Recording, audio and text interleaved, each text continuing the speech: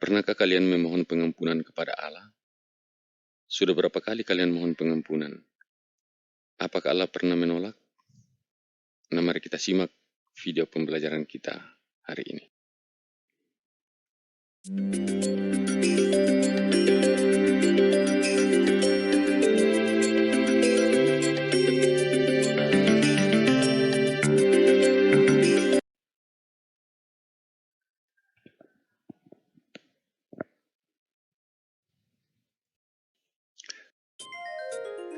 Berjumpa lagi dalam pembelajaran jarak jauh pendidikan agama Kristen kelas 7. Sebelum kita melanjutkan video ini, jangan lupa berdoa ya. Hari ini kita akan belajar tentang karya pengampunan Allah dalam Yesus Kristus sebagaimana materi dalam buku paket kita pada bab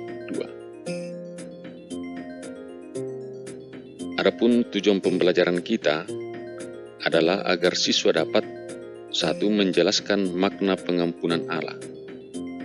Yang kedua, menjelaskan alasan Allah mengampuni manusia. Yang ketiga, menjelaskan karya pengampunan Allah dalam Yesus Kristus. Dalam bab ini ada 3 materi yang akan kita pelajari. Yang pertama adalah makna pengampunan Allah. Kemudian yang kedua adalah mengapa Allah mengampuni manusia. Yang ketiga adalah karya pengampunan Allah dalam Yesus Kristus. Mari kita belajar materi kita satu persatu. Yang pertama, makna pengampunan Allah. Apa makna pengampunan Allah bagi manusia?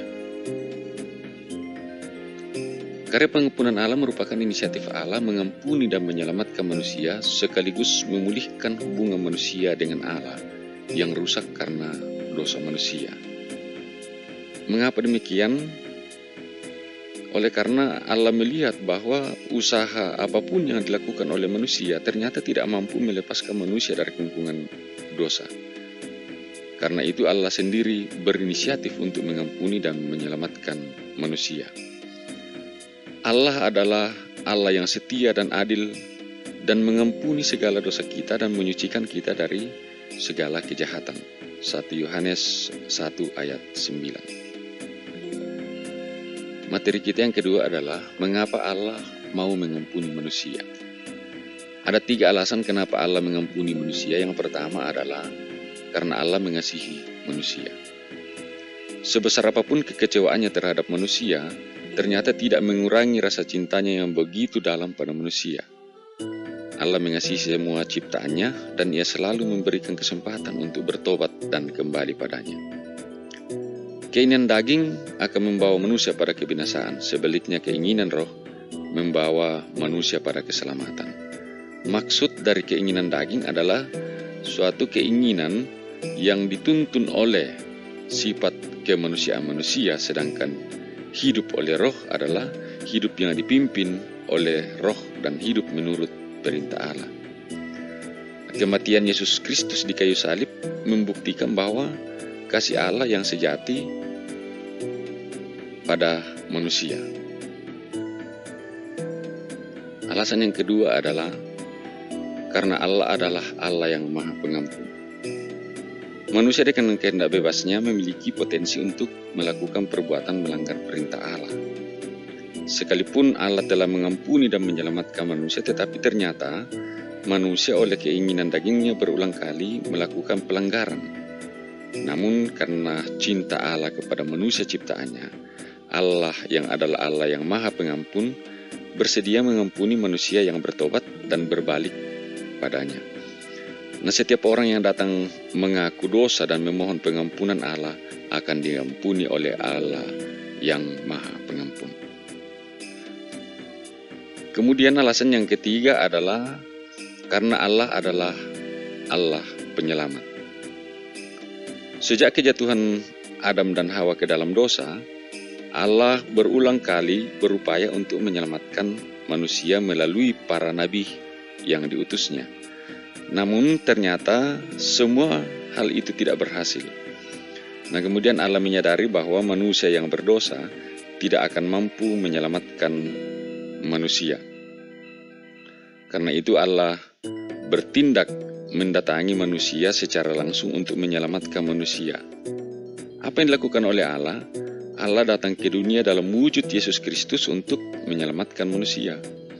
Allah tidak ingin ciptaannya yang mulia itu kemudian rusak oleh dosa manusia. Karena itu, Allah Sang Penyelamat senantiasa berupaya menyelamatkan manusia. Materi kita yang ketiga adalah karya pengampunan Allah dalam Yesus Kristus. Hubungan manusia dengan Allah selalu diwarnai oleh dosa dan pemberontakan manusia. Tetapi Allah tetap mencari dan mengampuni serta menyelamatkan manusia yang berdosa. Ternyata Allah tidak pernah lelah mengampuni manusia. Nah, ada beberapa upaya yang dilakukan oleh Allah, antara lain mengutus nabi-nabi. Dalam kisah di dalam Alkitab, banyak nabi yang telah diutus oleh Allah untuk menyelamatkan manusia. Tetapi setiap kali setelah diampuni, ternyata manusia kembali jatuh ke dalam dosa. Nah, karena itu pada akhirnya tindakan Allah yang berikutnya adalah kemudian mengampuni manusia melalui Yesus Kristus. Itu yang kita kenal sebagai karya pengampunan Allah dalam Yesus Kristus. Allah mengutus Yesus Kristus datang ke dunia untuk menyelamatkan manusia. Yesus yang kemudian harus menanggung kutuk dosa manusia. Yesus berkorban bagi manusia untuk menebus utang dosa kita. Ia membayar lunas melalui pengorbanannya di kayu salib. Di kayu salib menjelang ajalnya, Yesus mengatakan, "Sudah selesai." Nah, menurut Niftrik dan Bolan, perkataan itu berarti misi Yesus sudah selesai untuk mengambil alih tanggung jawab manusia. Ia memperdamaikan hubungan antara Allah dan manusia. Dalam tradisi Perjanjian Lama, hutang dosa biasanya dibayar melalui korban penghapus dosa berupa korban domba.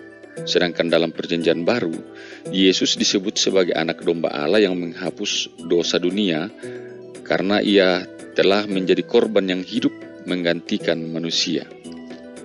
Melalui pengorbanan Yesus di kayu salib, hubungan manusia dengan Allah yang rusak oleh dosa dipulihkan kembali. Dengan demikian, manusia dimerdekakan dari dosa. Nah, bagaimana kita mengaplikasikan atau menerapkan pelajaran kita dalam kehidupan sehari-hari? Menurut Rasul Paulus, justru dalam kemerdekaannya setelah dibebaskan dari dosa, maka seharusnya manusia mempertanggungjawabkannya melalui hidup yang benar. Sebagai remaja, terkadang kita merasa harga diri kita direndahkan oleh orang lain, yang kemudian membuat kita melakukan reaksi balik dalam berbagai aksi-aksi negatif, misalnya perkelahian, perseteruan, maupun tindakan-tindakan lainnya. Nah, pengorbanan Yesus Kristus seharusnya dijadikan teladan bagi kita untuk mengampuni sesama kita. Itu tidak berarti bahwa kita menerima begitu saja penghinaan ataupun tindakan orang merendahkan diri kita. Namun, teladan yang diberikan oleh Yesus semestinya mendorong kita untuk mampu mengontrol emosi kita dan bersikap yang tepat dalam menghadapinya. Nah, demikian pelajaran kita pada bab 2. Kiranya ini boleh memberikan penjelasan yang baik bagi kita semua. Nah, di akhir video pembelajaran kita ada 3 pertanyaan yang kalian harus jawab dan silakan kalian tulis di dalam buku tugas kalian. Yang pertama, jelaskanlah makna pengampunan Allah.